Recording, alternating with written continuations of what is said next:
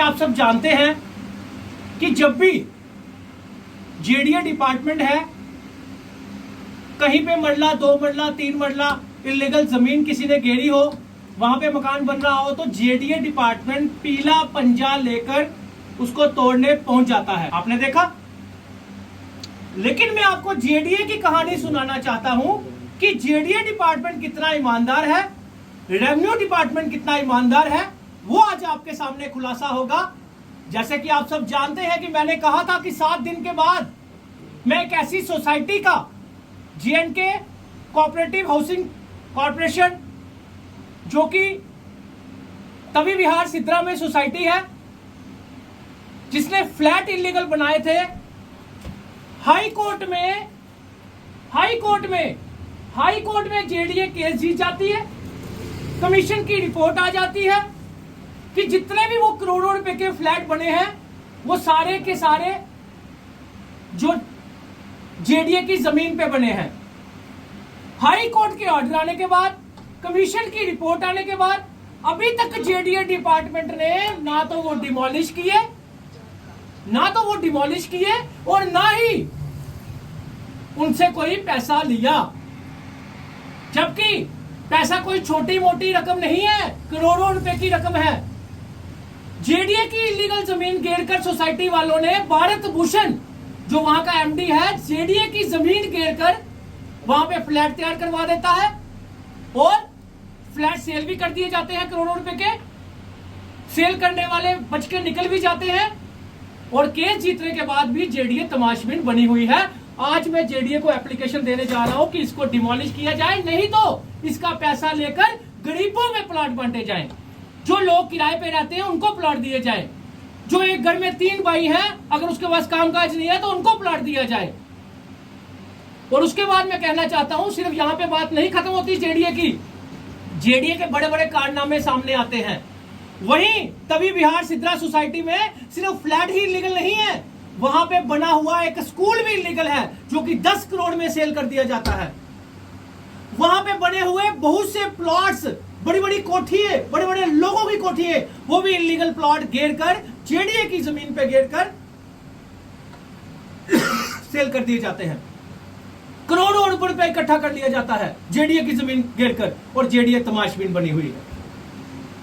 वहीं पे मैं आपको बता दूं कि वहां के एक प्लॉट वाले ने इलीगल डिमार्केशन करवाई अपने फेवर में, खुद ही कंप्लेन करवाकर अपने बंदे से, और खुद ही तहसीलदार के साथ सेटिंग करके वहां की डिमार्केशन अपने हक में करवाई। उसको भी हम चैलेंज करने जा रहे हैं, क्योंकि वो जो डिमार्केशन है वो वहां के एक प्लॉट की है और वो भी जेडीए की जमीन में बना हुआ है। वो भी हमारे पास प्रूफ पड़े हुए हैं। अब मैं बात करूंगा खसरा नंबर 328 की। वो भी जेडीए का मसला है, जिसमें एक बेअंत कौर नाम की लेडी है। एफआईआर लगती है 2013 में। उस 2013 में जब वो एफआईआर लगती है, एल फॉर्म पे वो जमीन जो है बेअंत कौर को पता भी नहीं होता। बेअंत कौर का, उसको जब थाने बुलाया जाता है, वो कहती मुझे पता भी नहीं मेरी जमीन है। लेकिन कुछ लैंड ग्रैबरों ने मिलकर वो जमीन जो है वे मॉल के पीछे वो सेल भी कर दी, और जेडीए के कुछ नुमाइंदे मिलकर, जेडीए कहती थी, कितने सालों से केस लड़ रही थी कोर्ट में कि वो जमीन हमारी है, जितने भी बीसी आए। लेकिन राजेश कुमार श्रवण जब आए, जिनकी मैंने 2-3 साल पहले प्रेस कॉन्फ्रेंस की थी, वो जब आए, उन्होंने एक बोर्ड की मीटिंग बिठाई। बोर्ड की मीटिंग में वो सारी की सारी जमीन जो है वो कह दिया कि हमारी नहीं है, वो पार्टी की है। उसके बाद जब मैं आपको बता दूं कि ये गवर्नमेंट की रूलिंग है कि पुरानी मंडी से अगर आप फ्लाइंग में 13 किलोमीटर की रेंज में कोई भी एल फॉर्म पे जमीन जो है वो अलॉट नहीं होती, तो फिर वो कैसे अलॉट होगी? तो इसकी भी इंक्वायरी करवाई जाए और रिटर्न कंप्लेंट हम देने जा रहे हैं। वहीं पे एक गंग्याल में एक तहसीलदार जनक सिंह जी, महेश शर्मा पटवारी, जिसके खिलाफ एफआईआर भी लगी है महेश शर्मा पटवारी के नाम, और प्रभु दयाल शर्मा, जो विजिलेंस में ये बात मान चुका है कि मेरे से बैक डेट एंट्री करवाई गई।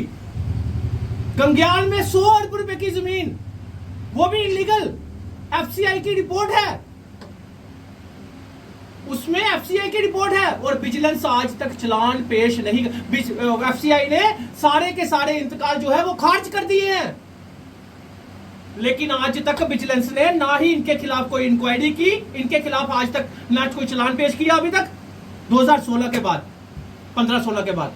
तो मुझे बता दीजिए क्या विजिलेंस पे भी दबाव है? क्या विजिलेंस भी इन पे दबाव पे काम कर रही है?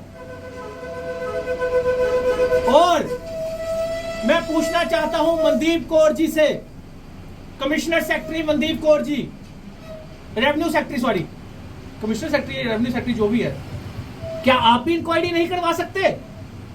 क्या आप भी फ्लैट डिमोलिश नहीं करवा सकते? क्या आप भी जेडीए की जमीनें एफसीआई के ऑर्डर के बाद खाली नहीं करवा सकते?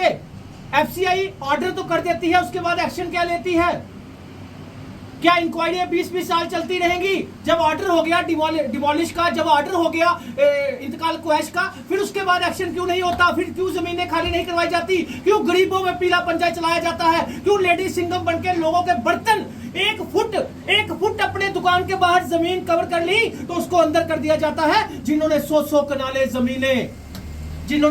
कनाले जमीनें गवर्नमेंट लैंड घेरी हुई है, उनको क्यों नहीं खाली करवाया जाता? एक्स कॉर्पोरेटर गुंग्याल वाली जो जमीन है, 100 अरब रुपए का पैसा जो है उसमें जेडीए वापस ले सकती है, वो क्यों?